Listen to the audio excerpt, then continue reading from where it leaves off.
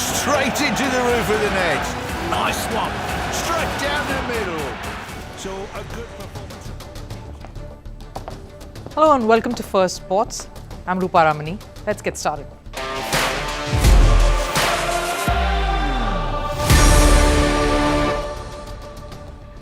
Right, on the show today, the big announcement has come in. The Indian men's squad for the T20 World Cup has been announced. Some hits and a few misses. What was the thinking behind each of the selection? And has the BCCI taken some bold steps? Stay on for a decode of the squad. Spat over a jersey in African football. Morocco and Algeria are warring as is, but that has now translated to the football pitch too, with Algerian club refusing to play a Moroccan side over a jersey.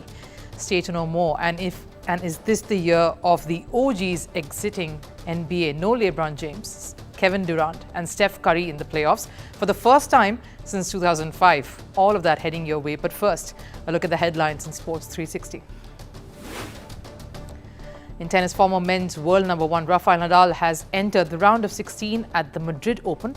He battled past Argentine Pedro Cachin 6-1, 6-7, 6-3 to reach the fourth round. It was a stern 3-hour-long battle that tested Nadal's tenacity. He next faces Czech tennis player Jiří Lecka. Over in football, Barcelona secured a 4-2 home win over Valencia in La Liga. Fermin Lopez scored the first goal for Barcelona in the 22nd minute after being 1-2 down in the first half. Barca hit back with an equalizer through Robert Lewandowski. He went on to add 2 more goals to seal the win for Barcelona. In a setback for Zambian football, the women's national side faces potential exclusion from the Paris Olympics. FIFA has threatened suspension due to concerns regarding the functioning of the association. The country's football chief is accused of money laundering and duping government funds. The US and Mexico have withdrawn their bid to host the 2027 FIFA Women's World Cup. They said they would instead focus on bidding for the tournament in 2031. This comes just weeks ahead of FIFA's scheduled vote on the 17th of May to determine who the host will be. Only Germany, Belgium and Netherlands along with Brazil remain as candidates who can host the 2027 edition.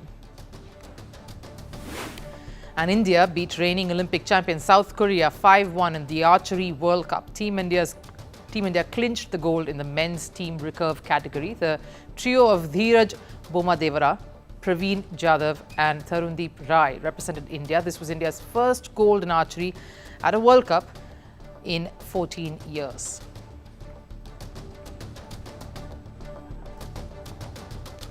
The much-awaited Indian men's cricket squad for the T20 World Cup has been announced. After all the noise surrounding the big reveal, the big announcement was made with a bit of a quietness in a press release sent in the afternoon, showing there weren't too many debates and back and forth, at least on the day.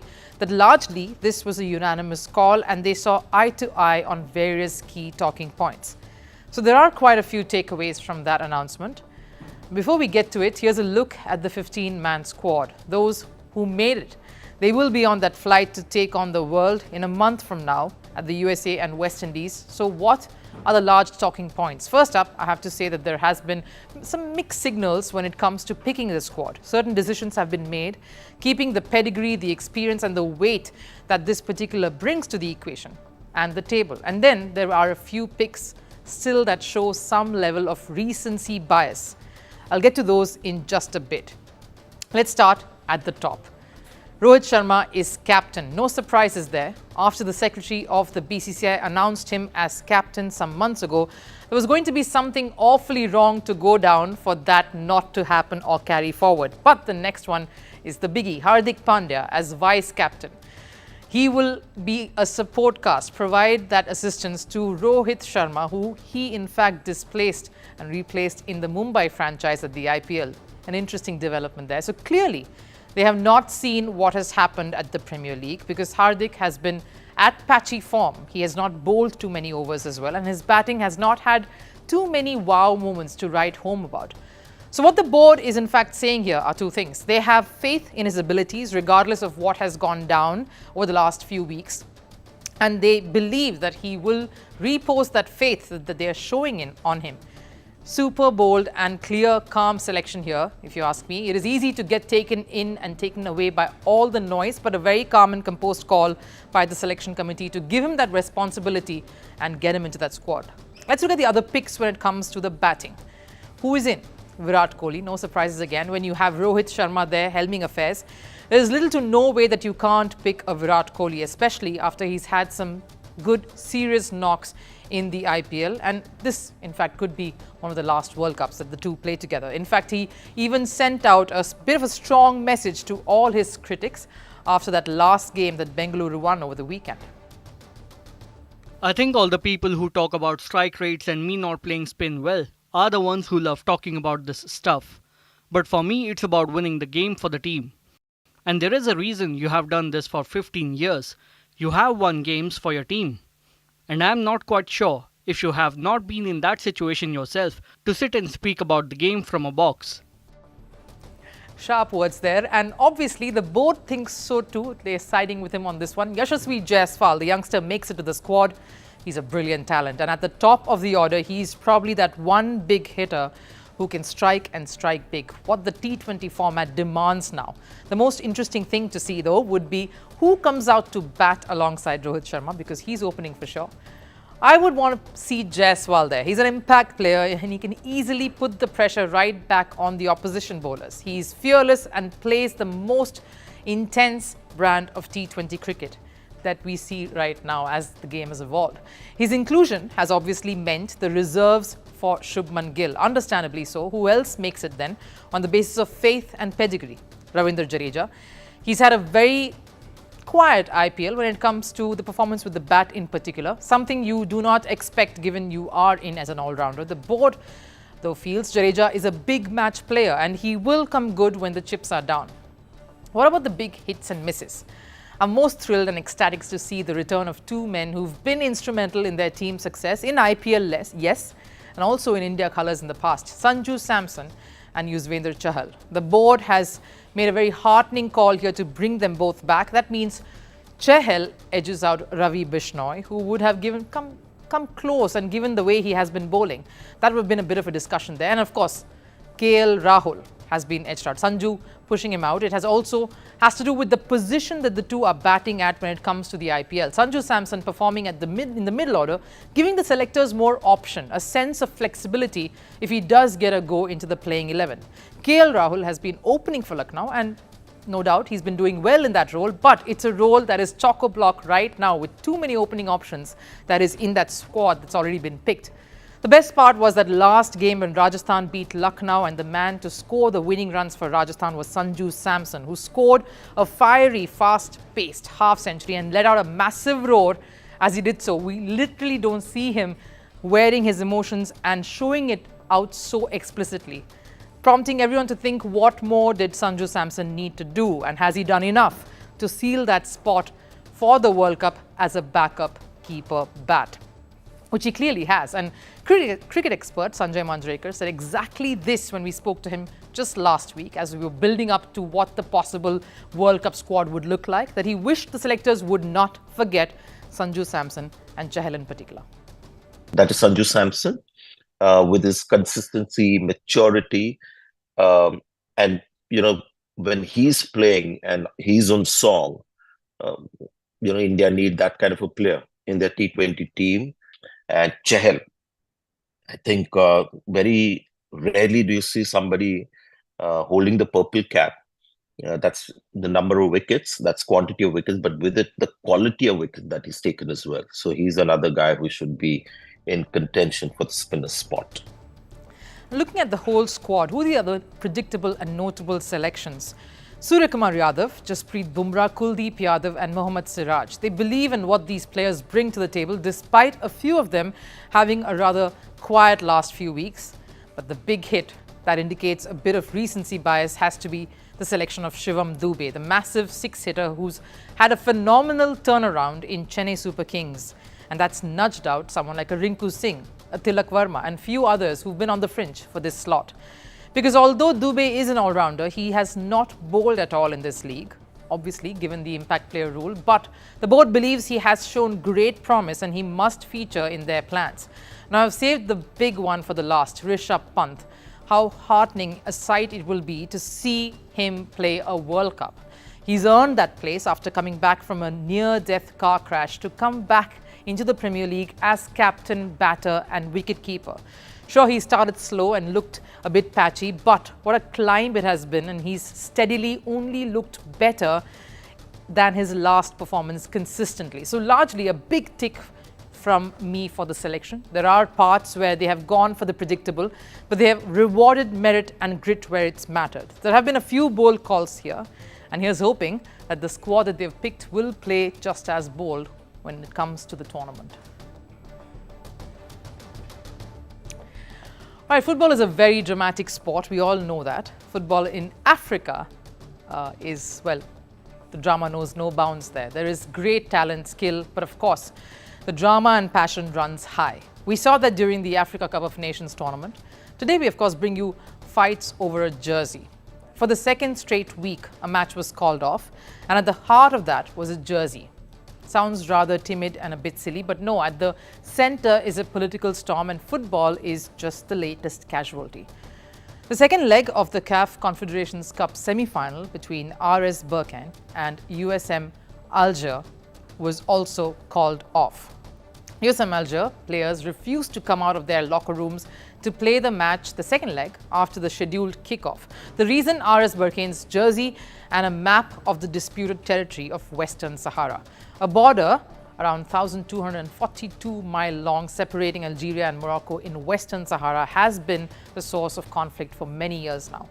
Algeria supports, of course, the Polisario Front, an organization whose motive is the region's independence, an area that is 80% controlled by Morocco. And thus, when Alger players spotted the map on the jersey of the Moroccan club, it reignited the long-standing tensions between the two nations. That is how politically charged even the footballers clearly are. The dramatic turn of events began in the first leg when these two teams were scheduled to play each other. The Moroccan club Berkane's kit was confiscated upon their arrival in Algeria by the custom officials, and Berkane players refused to wear an alternate jersey to play the game. The game was cancelled and Alger was punished with a 3-0 defeat by the CAF because they refused to play the game on the condition that Berkane players would have to sport an alternate jersey. Alger even appealed to revoke the punishment. A 3-0 deficit was going to be a big ask to overcome in the second leg, but their plea was dismissed and no justification was given on either of the decisions made. The one which penalized them, and of course the one that refused to revoke it. Refusal to come and play the second leg too has been ensured. That Berkane is now through to the final. That raises the question, why did Alger refuse to play?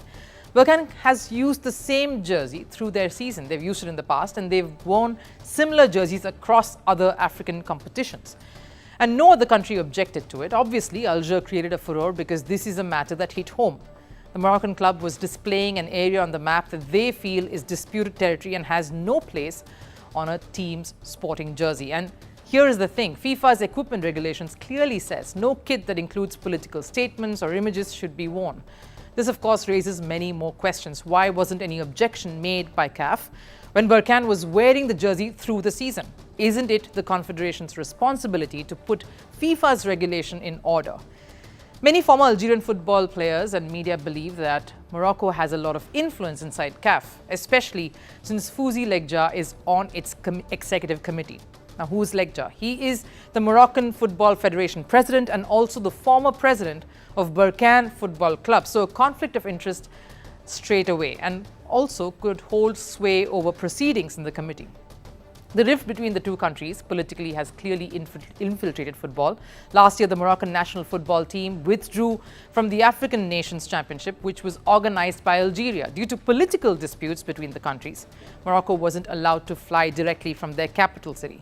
Algeria requested Morocco to fly in via another country. Morocco, who felt slighted, withdrew from the competition, that too just days before it started. There were no sanctions made by CAF upon that, and Morocco was not even questioned. But the larger point here is no action was taken whatsoever to try and smoothen this standoff back then. The similar map has been subject to controversies in other sporting disciplines too. Earlier this year, Algeria pulled out of the Arab Youth Handball Championship since Morocco team was wearing shirts with a map showing the disputed territory here as well. Alger are now seeking the help of arbitration for sport in Lausanne, seeking the intervention of the global body for the 3-0 punishment given when they forfeited the first leg. The consequences for Algerian football could be disastrous if the Swiss court rejects their appeal, as Berkane will stay in that final of the African Confederation Cup if the 3-0 punishment stands. Sports and politics is a deadly concoction. We've seen that everywhere. The biggest talking point here is the political messaging on a sporting accessory, in this case, the jersey. We've seen it in cricket. Australian batter Usman Khawaja wasn't allowed to express his views by the ICC. The International Cricket Council didn't allow Khawaja to wear shoes with just a simple message that said all lives are equal. And in international football too, no political messages are allowed on jerseys or any other gears that you're going to sport on the pitch. Going by that protocol and that alone, what is stopping authorities from taking action here? Getting Berkane to either change the jersey or revoking the punishment.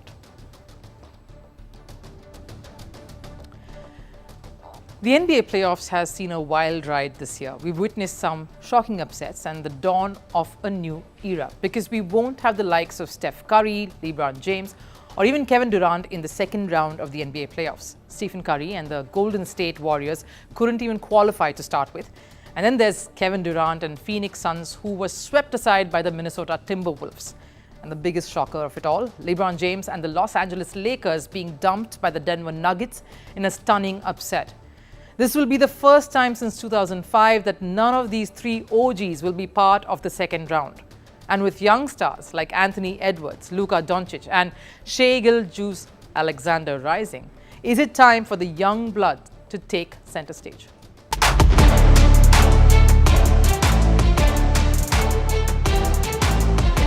Every team goes through a transition phase when legends pave the way for youngsters.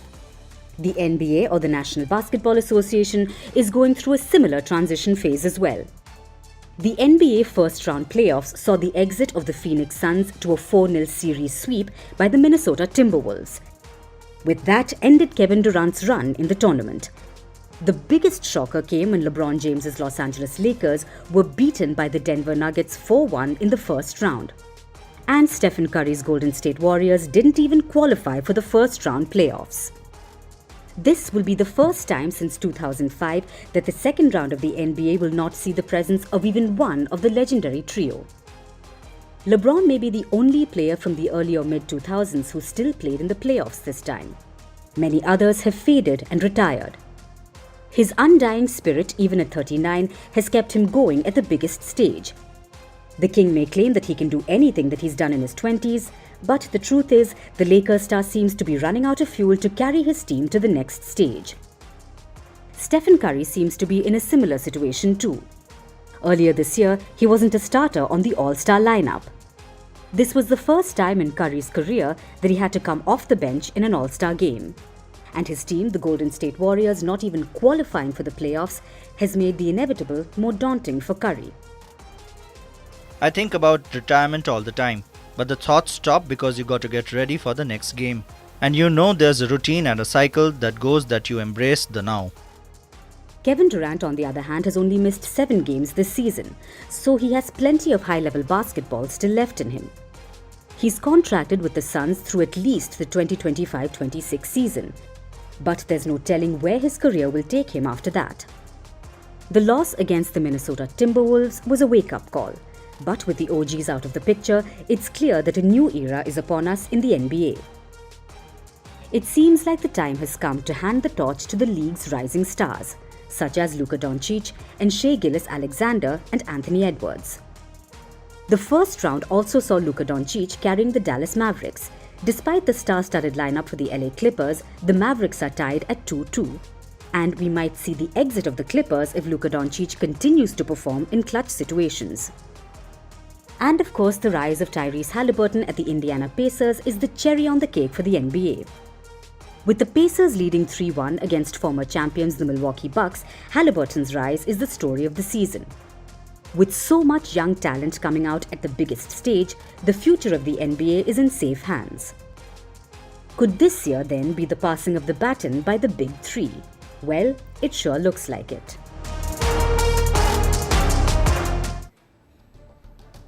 Time for last serve. British breaker Karam Singh is gearing up for the Paris Olympics qualifiers.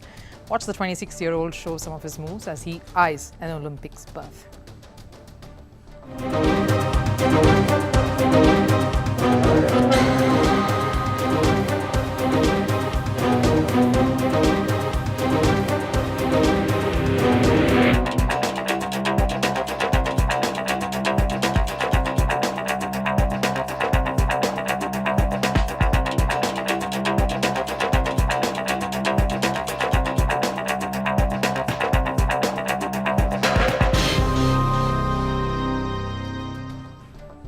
Wrapping up First Sports on that note. Thanks for joining in. I'll see you again tomorrow with more fresh perspectives from the world of sports. Till then, take care.